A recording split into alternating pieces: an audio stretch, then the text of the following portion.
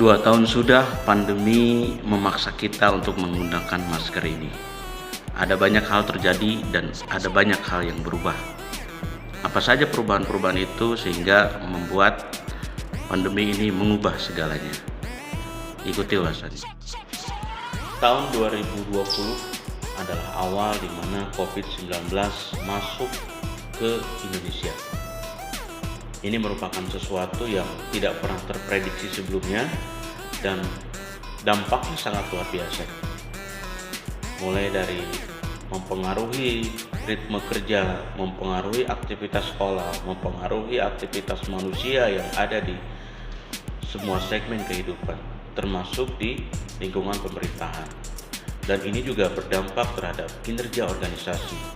Ada banyak hal yang terhambat saat itu karena tidak mungkin orang untuk bisa berinteraksi langsung, mengingat virus ini sangat berbahaya dan mempengaruhi setiap orang karena pergerakannya begitu cepat. Banyak kebijakan yang diambil saat itu, seperti ada kebijakan work from home, bekerja dari rumah, supaya tujuannya membatasi orang untuk berinteraksi supaya penyebaran virus juga bisa terkendali. Nah, tapi di balik itu semua, COVID juga mengajarkan kita bahwa ternyata yang namanya revolusi industri, teknologi, informasi itu ada. Karena setelah COVID lah muncul inovasi, terobosan-terobosan baru, orang untuk beradaptasi dengan COVID, dengan pandemi. Kita mengenal adanya Zoom meeting, ada Webex, dan sistem kerja yang bisa dilaksanakan dari rumah, hanya mengandalkan teknologi informasi yang ada.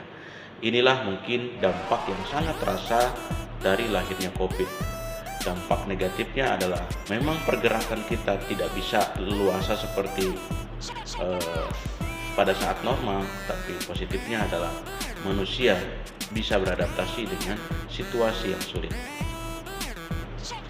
Nah, untuk menyiasati hal-hal tersebut tentunya ada banyak yang dilakukan ya dari instansi pemerintah, seperti halnya bagaimana kebijakan work from home tadi, kemudian dampak yang paling dirasakan di lingkungan kementerian adalah bagaimana kita bisa menerapkan sistem kerja yang cepat, sistem kerja yang agile, lincah karena dukungan teknologi. Hal ini pun dirasakan oleh lembaga pelatihan di kementerian lembaga. Salah satunya adalah di Pusat Pengembangan Sumber Daya Manusia BNN. Dengan adanya COVID, tentunya semua pusdik berubah. Semua bentuk pelatihan berbenah. Bagaimana caranya pelatihan tetap ada, tapi juga tidak membahayakan manusia pada saat pandemi. Perubahan-perubahan itu seperti adanya distance learning, kemudian adanya LMS, Learning Management System, kemudian adanya metode sinkronus dan asinkronus. Ini ternyata dampaknya sangat luar biasa dan ini dirasakan betul oleh seluruh user yang ada di BNN, khususnya umumnya yang ada di kementerian lembaga. Inilah salah satu bentuk perubahan yang dirasakan betul pada saat COVID-19. Bagaimana pengembangan kompetensi dikembangkan berdasarkan perkembangan teknologi informasi yang ada pada saat itu. Nah, dari beberapa catatan, ternyata kehadiran dari teknologi informasi ini dirasa sangat membantu ya. Contohnya mungkin dari segi kualitas tentunya tidak kalah dengan pelatihan klasikal. Hanya mungkin kelemahannya adalah bagaimana kita bisa berinteraksi yang biasanya langsung menjadi terbatas gitu ya. Tapi secara kuantitas justru ini meningkatkan jumlah kesempatan untuk mengikuti pelatihan. Tapi memang perubahan itu harus dipaksa. Karena kalau tidak dipaksa ya tidak akan pernah terjadi perubahan. Dan ini dipaksa oleh COVID, dipaksa oleh pandemi. Nah, bagaimana manajemen sektor publik melihat bahwa pegawai harus punya hak dalam pengembangan kompetensi. Dan kalau tidak diantisipasi dengan kebijakan-kebijakan yang masif, yang inovatif, tentunya pandemi akan mengganggu sekali pengembangan kompetensi. Disinilah para stakeholder terkait di bidang pengembangan kompetensi berpikir, banyak kebijakan yang dibuat.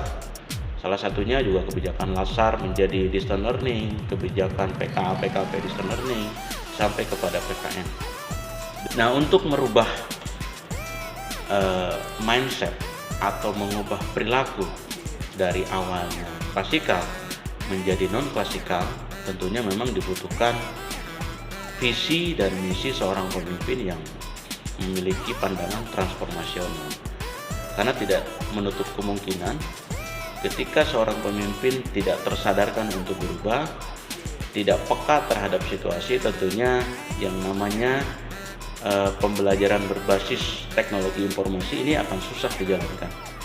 Oleh karena itu, kepemimpinan transformasional memberikan ruh kepada setiap orang untuk menginisiasi perubahan di lembaga yang dia pimpin.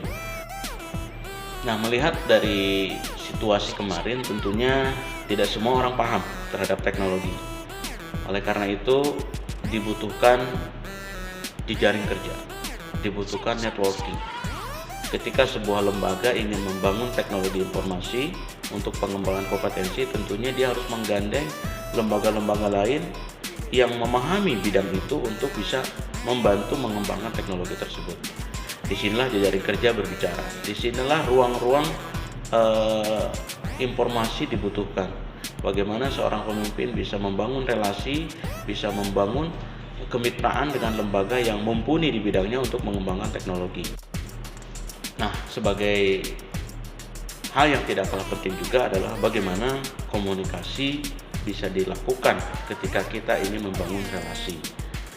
Ketika ada situasi di mana kita ingin membutuhkan teknologi informasi, tentunya tidak bisa kita hanya memakai bahasa yang kita miliki. Tentunya kita juga harus mampu menyampaikan informasi secara efektif, menyampaikan komunikasi dengan baik, sehingga nantinya pun akan sesuai dengan apa yang kita harapkan dalam mengembangkan organisasi.